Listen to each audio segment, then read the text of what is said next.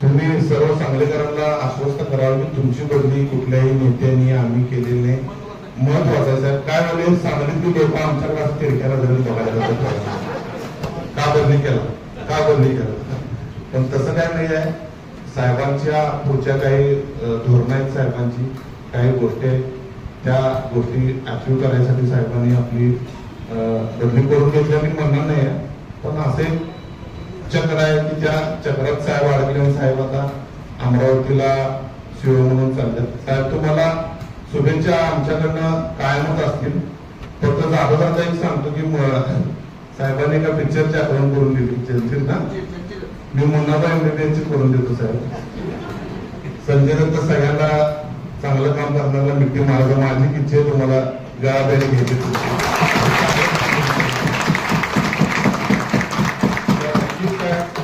माझं भाषण झाले की एक जादूची शक्ती तुम्ही आम्हाला द्यायला.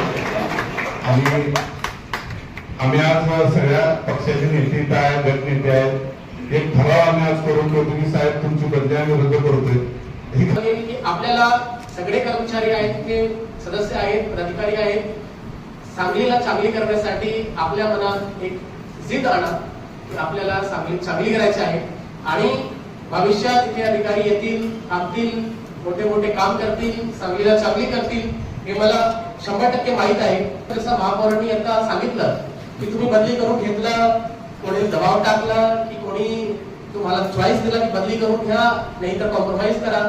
त्याच्या सगळ्यांच्या बद्दल मी थोडं आपल्याला क्लॅरिटी देऊ इच्छितो की मागच्या 1 वर्षात मी 15 एप्रिलला जॉईन केलं होतो. आज 5 एप्रिल झालेला आहे.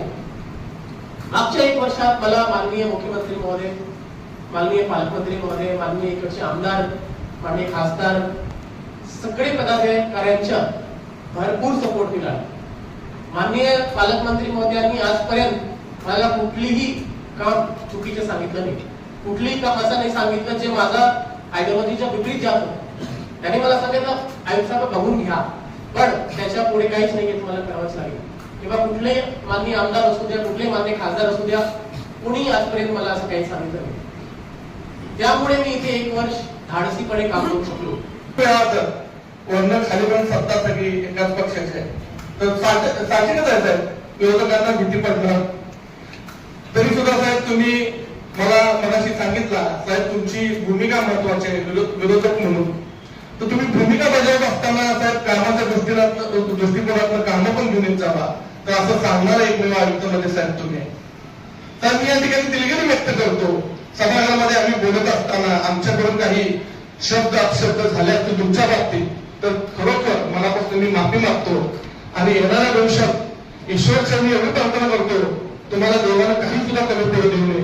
कारण तुमच्यासारख्या माणसाची गरज या सांगलीला नाही, अखंड भारताला नाही, अखंड देशाला, अखंड महाराष्ट्राला आहे. एवढंच मी सांगतो आणि इथं सांगतो. जय हिंद, जय महाराष्ट्र. मॅडमला येताना ब्रीफ करून एकदा नोटीस करून द्या की ह्या प्रश्नावर मॅडम तुम्ही असे निर्णय घ्या आणि ह्या पद्धतीने तुम्ही कामकाज केला तर या महापालिका क्षेत्रामध्ये आपण काहीतरी करू शकतो. साहेब, सभापती होणे, पद मिळवणे ही फार मोठी गोष्ट नाही साहेब.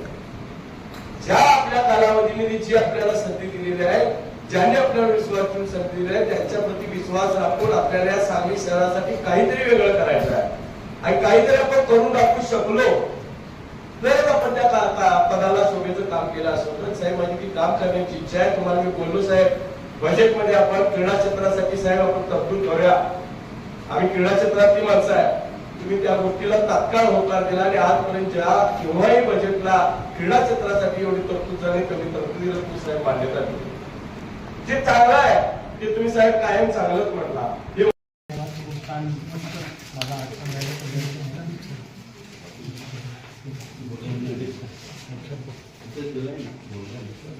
कारण का अनेक अधिकारी बघितले, परंतु शहराच्या विकासाला जर कुणाच्या मनाच्या विरुद्ध, राजकारणाच्या विरुद्ध, पक्षाच्या विरुद्ध किंवा नागरिकांच्या विरुद्ध जर निर्णय घ्यायचा असेल तर ते कठीण असतं. कुणाची मुलायचा न करता तुम्ही घेतलेले विकासाचे निर्णय हे सांगली शहर कदापि विसरणार नाही. जरी गेला तरी तुम्हाला पेपरला वाचायला मिळेल की त्याचं इम्प्लिमेंटेशन आमच्या सगळ्यांकडून 100%. साहेब, तुम्ही आम्हाला काही स्वप्न दाखवले शहराच्या विकासाची. साहेब, ज्यावेळी त्या मॅडम म्हणल्या बुलडोजर मॅन. साहेब तुम्ही पहिले आहेत का की ज्याची दहशत ज्या ज्या चुका करणाऱ्या नागरिकांनी त्यांनी घेतलेली होती साहेब. आमच्या वॉर्डात तुम्ही नुसत्या नोटिसा दिलेल्या होत्या, कारवाई केली नाही, तरी लोकांनी 10-15 फूट शेड काढून मागे सरकवले. मला त्यातला एक जण गाव भेटला आणि म्हणाला 2 लाख रुपये खर्च केले, आयुक्तांची बदली झाली, आता मी काय करू, पुढची याच्यापेक्षा डेंजर म्हटलं अजिबात पुढे करू. साहेब हे तुम्ही निर्माण केलं. काही तुमच्या कारणाविषयी काही मतांतर होती,